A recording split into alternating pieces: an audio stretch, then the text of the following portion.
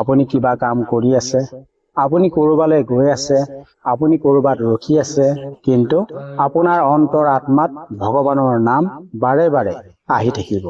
যেতিয়া ভগৱানে কোনো এজন ব্যক্তিৰ জীৱনৰ পৰীক্ষা অন্তিম মুহূৰ্তলৈ লৈ আনে, তেতিয়া সেই ব্যক্তিজনে নাজানে যে তেওঁ ভগৱানৰ পৰীক্ষাৰ অন্তিম মুহূৰ্তত আছে। কাৰণ ভগৱানৰ পৰীক্ষা কেতিয়াও বাহিৰৰ পৰা চকুত নপৰে, সেইখিনি অন্তৰ আত্মাৰ পৰা গুপ্তভাৱে চলি থাকে। সেইটো মুহূৰ্ত যেতিয়া মানুহে ভাবে মোৰ জীৱনৰ সকলোখিনি লাহে লাহে শেষ হবলৈ গৈ আছে, কিন্তু সেই সময়টোতেই তেওঁৰ জীৱনৰ সকলোখিনি ওলোটা হবলৈ আৰম্ভ কৰে। সেই কাৰণেই অধিক সংখ্যক মানুহে সেই সময়তেই বিচলিত হৈ পৰা দেখিবলৈ পোৱা যায়।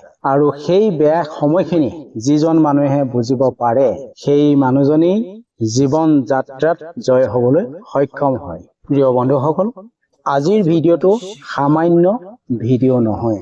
যদি আপুনি আজিৰ ভিডিঅ'টো চাই আছে, তেনেহলে আপোনাৰ জীৱনত নিশ্চয় পৰিৱৰ্তনৰ দিশে আগবাঢ়ি আছে।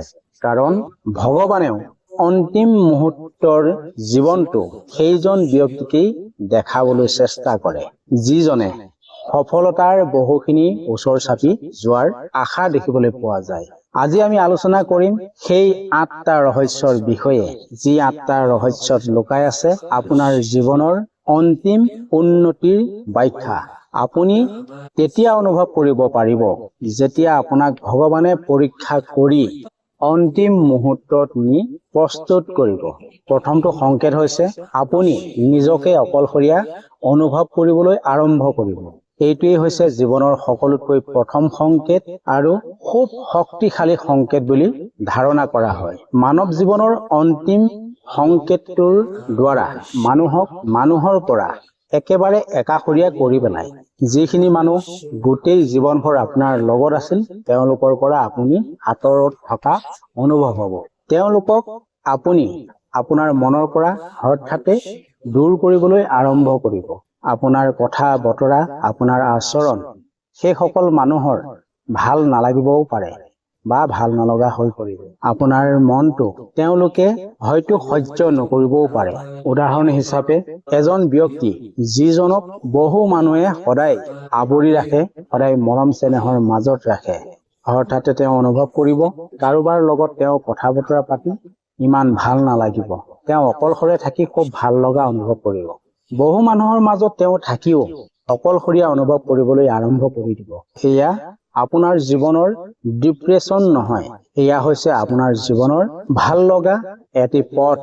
ভগৱানে সদায় এজন ব্যক্তিক ভিতৰৰ পৰা মজবুত বনাবলৈ বিচাৰে, আৰু ভিতৰৰ শক্তি সদায় অকলশৰে থাকিলেহে জাগ্ৰত হবলৈ সক্ষম হয়।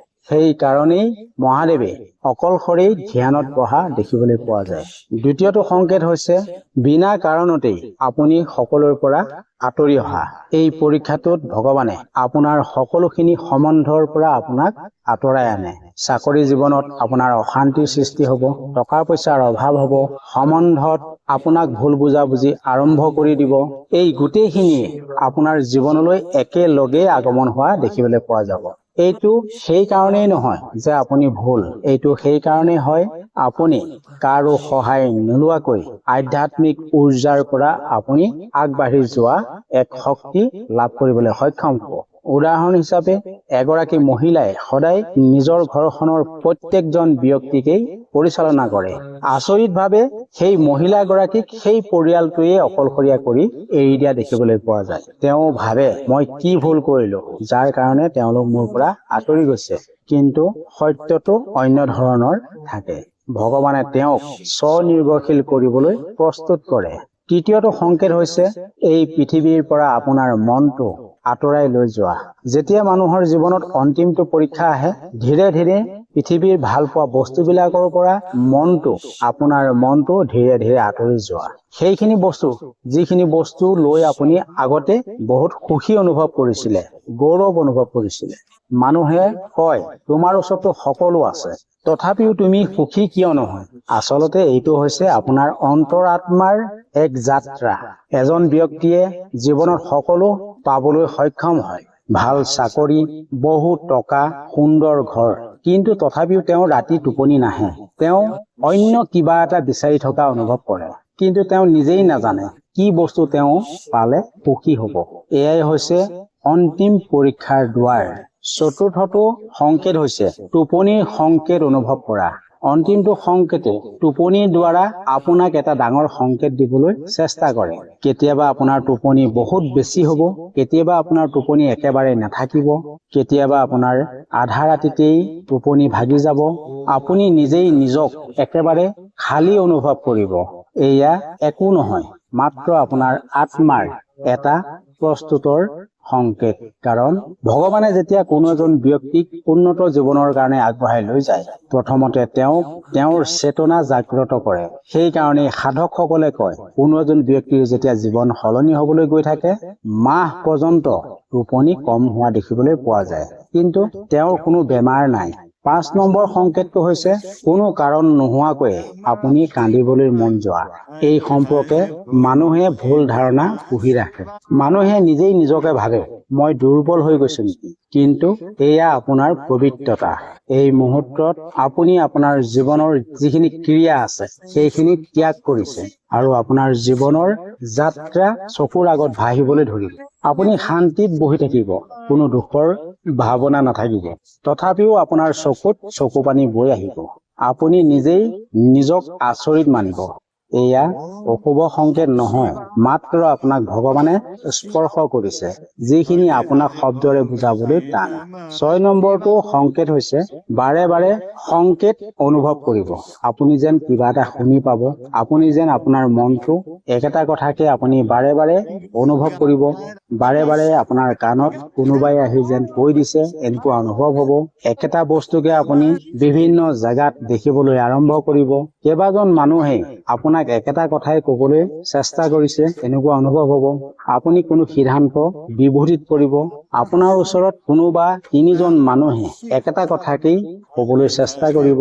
এয়া কোনো দুবিধা নহয়, মাত্ৰ ইয়াৰ দ্বাৰা ভগৱানে আপোনাক মাৰ্গদৰ্শন কৰিব। 7 নম্বৰ সংকেতটো হৈছে আপোনাৰ ভয় হঠাতেই বাঢ়ি যাব। যেতিয়া আপুনি বিচৰা সপোনৰ পৃথিৱীখন আপোনাৰ ওচৰত থাকিব, তেতিয়া সকলোতকৈ প্ৰথমে ভয়ে আপোনাৰ অন্তৰত স্থান ল'ব। এই ভয় আপুনি আপোনাৰ অসফলতাৰ কাৰণে নহয়, এই ভয়ৰ সৃষ্টি হ'ব আপোনাৰ পৰিৱৰ্তনৰ জীৱনটোৰ কাৰণে।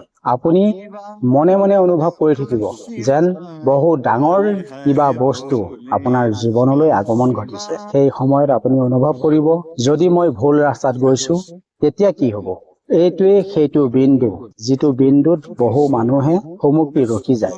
8 নম্বৰৰ সংকেতটো হৈছে ভগৱানৰ নাম বাৰে বাৰে আপোনাৰ মনলৈ আহে। বাৰে বাৰে আপুনি ভগৱানক স্মৰণ কৰিব। এই অন্তিম সংকেতটো সকলোতকৈ পবিত্ৰ সংকেত বুলি গণ্য কৰা হয়। কোনো ধৰণৰ আপুনি তপ জপ যজ্ঞ নকৰাকৈয়ে ভগৱানৰ নাম আপোনাৰ মনলৈ বাৰে বাৰে আহি থাকিব। কেতিয়াবা শিৱ, কেতিয়াবা ৰাম, কেতিয়াবা নাৰায়ণ। এয়া মাত্ৰ আপোনাৰ আত্মাৰ আমন্ত্ৰণ, আপোনাৰ আত্মাৰ ভগৱানক আমন্ত্ৰণ। সেইটোকে আপুনি ভাবিব পাৰে। ভগৱানে কৰা পৰীক্ষাৰ আপুনি অন্তিম পৰ্যায়ত আছে। এতিয়া আপুনি মন দি শুনক। এইখিনি ঘটনা যদি আপোনাৰ জীৱনত ঘটি আছে, ইয়াৰ অৰ্থ এইটো নহয় যে আপুনি বেয়া ৰাস্তাত গৈ আছে, আপোনাৰ জীৱনৰ বহুখিনি হেৰাই গৈছে। এয়া হৈছে ভগৱানে আপোনাক নিশ্চিত একান্ত ভক্তৰ ৰূপে গণ্য কৰিবলৈ আৰম্ভ কৰিছে। প্ৰিয় বন্ধুসকল, ভগৱানে আমাৰ ভাল আৰু বেয়া দুইটা দিশেই প্ৰত্যক্ষভাৱে পৰিচালনা কৰি থাকে। আপোনাৰ জীৱনত যদি আপুনি শুদ্ধ ৰাস্তাত গৈছে, তেনেহলে এইখিনি আপোনাৰ জীৱনত ঘটিবলৈ গৈ থাকিব।